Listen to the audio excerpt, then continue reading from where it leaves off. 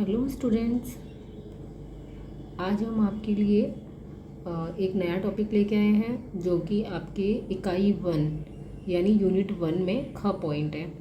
आप सब जाके अपने सिलेबस में उसको देख सकते हैं। ख पॉइंट में दिया है आपका टॉपिक आदिकाल एवं विभिन्न परिस्थितियाँ एवं विशेषताएँ। तो हम लोग आज आदिकाल की विशेषताएँ पढ़ेंगे और उसकी परिस्थितियाँ पढ़ेंगे और आप लोग साथ में नोट्स बनाते चलिएगा जो कि आपको काफ़ी इम्पोर्टेंट रहेंगे नेट के एग्ज़ाम के लिए और एस्टेट के लिए और हिंदी में जो भी आप कंपटीशन एग्ज़ाम देना चाहते हैं उस सब में ये वेरी इंपॉर्टेंट टॉपिक है। इसलिए आप लोग इसको पढ़ते चलेंगे और साथ में नोट्स भी रेडी करते चलेंगे। आइए स्टार्ट करते हैं। सबसे पहले आप लोग देख रहे हैं स्क्रीन पर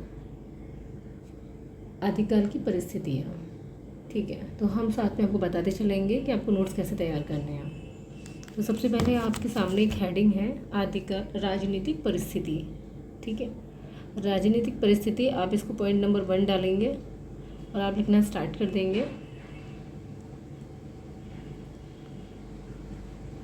आदिकाल राजनीतिक संघर्ष, उथल पुथल, पारस्परिक ग्रह कलह, पराजय और अव्यवस्था का काल था। सम्राट हर्ष 606 से लेकर 647 ईस्वी की हर्ष का जो टाइम पीरियड था वो इतना था। सम्राट हर्ष की मृत्यु के उपरांत भारत में केंद्रीय सत्ता क्षीण हो गई थी, मतलब स्थिति खराब हो गई थी।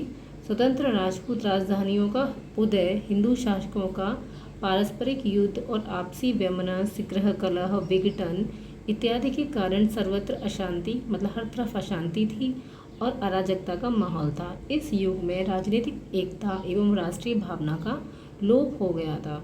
कहने का मतलब जो है ये राजनीतिक परिस्थितियाँ जो थी वो बहुत अच्छी दशा नहीं थी, बहुत जर्जर स्थिति में पहुंच चुकी थी। आप यहाँ पर पॉइंट नंबर 2 डालेंगे सामाजिक परिस्थितियाँ, हेडिंग बनाएंगे, स्टार्ट करेंगे। आदिकाल समाज तमाम रूढ़ियों और परंपराओं और बाह्य आडंबरों, ऊंच नीच, छुआछूत, जाति पात इत्यादि की भावना से आक्रांत था। राजपूतों में विलासिता की भावना कूट कूट कर भरी हुई थी। स्त्रियों की दशा दयनीय थी और उच्च वर्ग के लोग सुखभोगी थे और निम्न वर्ग के लोग श्रमशील थे। सामाजिक स्थिति प्राय हिरासोन्मुख हो गई थी। कहने का मतलब ये है कि सामाजिक परिस्थितियाँ भी उतनी अच्छी नहीं थी। आदिकाल में तमाम रूढ़ियाँ थी। रूढ़ियाँ मतलब जो पुरानी परंपराएं चली आ रही हैं, तो उनको जो परंपराएं समाज को ख़राब कर रही हैं उनको ना बदलना। तो पुरानी रूढ़ियाँ, परंपराएं और बहुत सारे आडंबर्स थे कि समाज में ऐसे नहीं करना चाहिए, उस तरह की चीज़ें थी जिससे कि ऊंच नीच की भावना बहुत बढ़ रही थी, छुआछूत बहुत था, जाति पाति बहुत ज़्यादा था। तो ये सारी समाज के अंदर कुरीतियाँ बैठी हुई थी जिससे कि निकल पाना मुश्किल था और स्त्रियों की दशा दयनीय थी। तो सामाजिक परिस्थिति भी अच्छी नहीं थी। आइए चलते हैं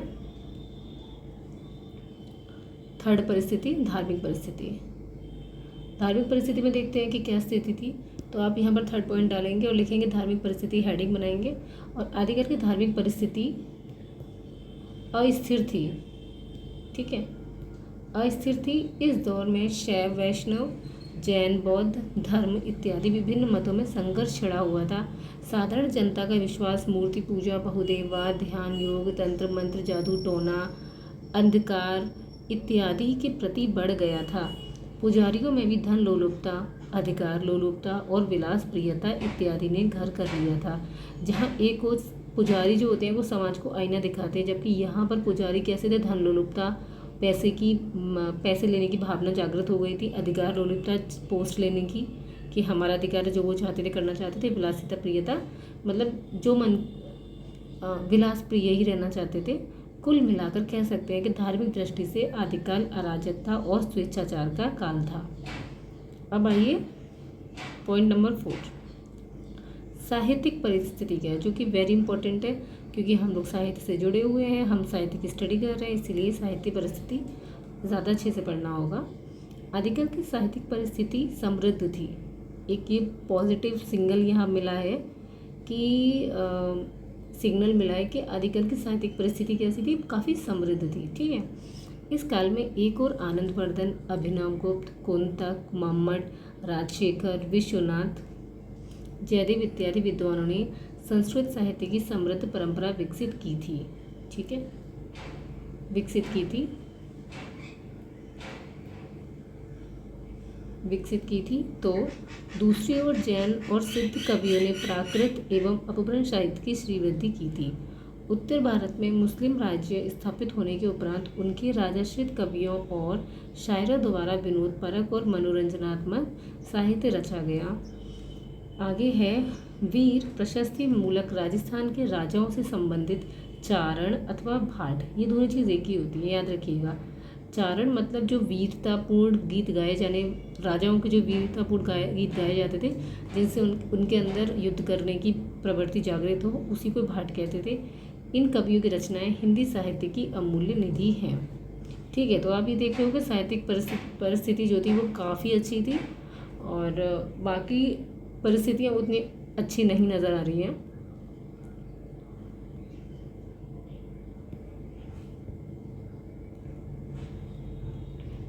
यहाँ से आप नई हेडिंग स्टार्ट करेंगे और काफ़ी इम्पोर्टेंट है ये, आदिकाल की विशेषताएं।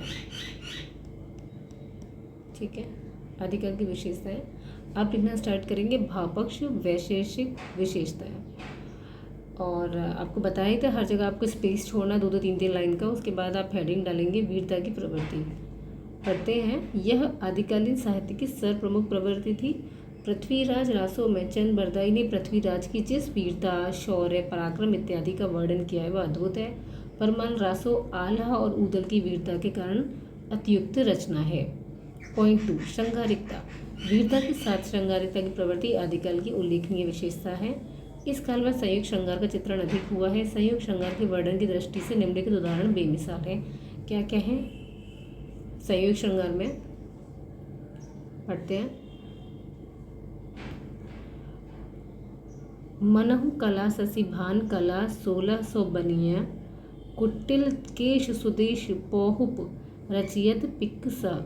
ये श्रृंगार की विशेषता है। पॉइंट नंबर 3 पे आते हैं। श्रृंगार का युद्धों का जीवन वर्णन। एक सेकेंड।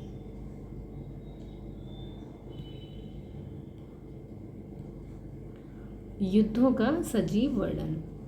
आदिकाल के कवि स्वयं युद्ध में हिस्सा लेते थे, फलतः इनके द्वारा युद्धों का सजीव और जीवन चित्रण किया जाता है। उदाहरणार्थ, उट्टीराज पृथ्वीराज बाग मनोलग वीर नट, कड़त तेग मन वेग लगत मानो बीजू भट्ट घट। ठीक है, ये आप लिखेंगे, कोट करेंगे इनको। पॉइंट नंबर 4 है अन्य विशेषताएं। आश्रय दातों की प्रशंसा, राष्ट्रीयता का अभाव, राष्ट्रों काव्य परंपरा, आलम्बन रूप में प्रकृति चित्रण इत्यादि आदिकालीन साहित्य की अन्य विशेषताएं थीं। कला विषयक विशेषताएं क्या है? ये कला विषयक विशेषता में क्या है? पॉइंट 4। पॉइंट 5 अपभ्रंश, मोस्ट इम्पॉर्टेंट है, आप इसको अच्छे से पढ़िएगा।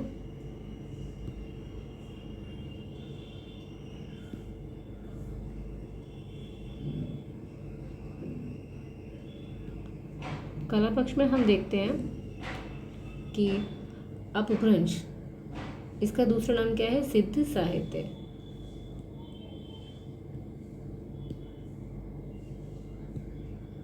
सिद्ध साहित्य डिंगल रासो काव्य, खड़ी बोली अमीर खुसरो की रचनाएं और मैथिली। भाषा का प्रयोग वीर श्रृंगारस प्रधान काव्य, प्रबंधात्मकता में क्या क्या आएंगे? रासो काव्य, कीर्तिदत्त और कीर्ति पताका, और मुक्तक में आएंगे विद्यापति पदावली। खुसरो की पहेलियाँ, सिद्धों और नाथों की रचनाएं, काव्य रूप इत्यादि आदिकाल की प्रमुख कलापक्ष विशेषताएं हैं। कहने का मतलब है इतना साहित्य लिखा गया था, जो कि वेरी इंपॉर्टेंट है। किस टाइम? अपभ्रंश के टाइम में। अब आइए 6 पॉइंट, आदिकाल की 2 शैलियाँ मिलती हैं। कौन कौन सी शैलियाँ हैं? वेरी इंपॉर्टेंट है, आपको हमेशा ये पूछा जाएगा। बहुत सारे बच्चों को ये नहीं पता होता है कि डिंगल और पिंगल है क्या। तो ये आदिकाल की 2 तरीके की 2 टाइप शैलियाँ हैं। पहली है डिंगल, दूसरी है पिंगल। डिंगल शैली इसको कहा जाता है। डिंगल शैली में कर्कश शब्दावलियों का प्रयोग होता था। कैसा? कर्कश मतलब कठिन शब्दों का प्रयोग होता था डिंगल में, जबकि पिंगल में कर्णप्रिय, जो कानों को प्यारी लगती है, वो वाली भाषा पिंगल है। शब्दावलियों का कर्कश शब्दावलियों के कारण डिंगल शैली अलोकप्रिय होती चली गई। तो डिंगल कैसी हो गई थी, लोकप्रिय नहीं रही थी, जबकि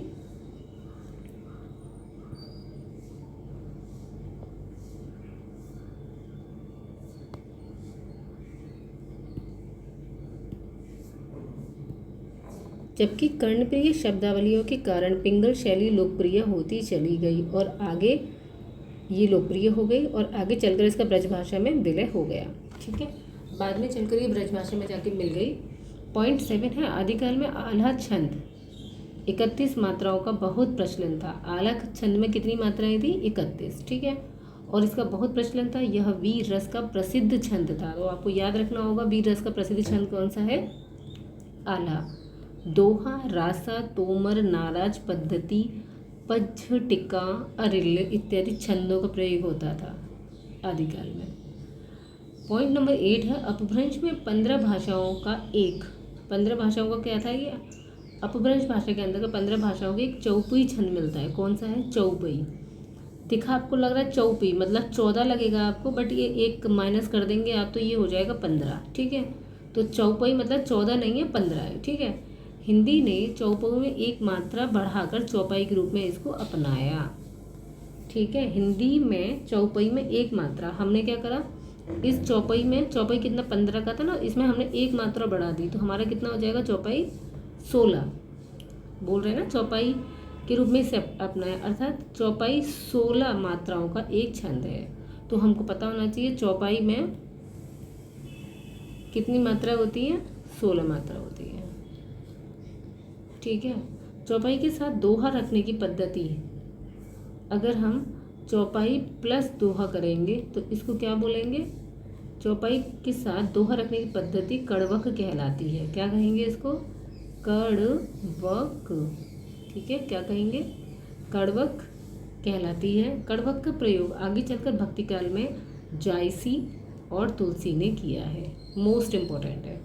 अब आपको ये याद रखना होगा कि कड़वक का भक्ति में प्रयोग किसने किया था, 2 लोग में आपको पता चलेगा, एक तो जायसी और दूसरा तुलसी। आदिकाल में आल्हा छंद 31 मात्रा हम यहाँ पढ़ चुके हैं। आल्हा कितनी की थी, 31 मात्राओं का एक व्यापक प्रचलन था जो वीर रस का लोकप्रिय छंद था। कौन सा लोकप्रिय छंद था, आल्हा। तो याद रखना है वीर काल का लोकप्रिय छंद क्या था, आल्हा छंद। तो स्टूडेंट्स आप लोग समझ गए होंगे, सारा टॉपिक आपको एक बार पूरा पढ़ा दिया है। यहाँ आपका टॉपिक कंप्लीट हो जाता है और आप इसको अपने नोट्स पे शामिल कीजिएगा और इसको पढ़िए, वेरी इंपॉर्टेंट टॉपिक है। और उम्मीद करती हूँ आप लोग को पूरा टॉपिक समझ में आया होगा।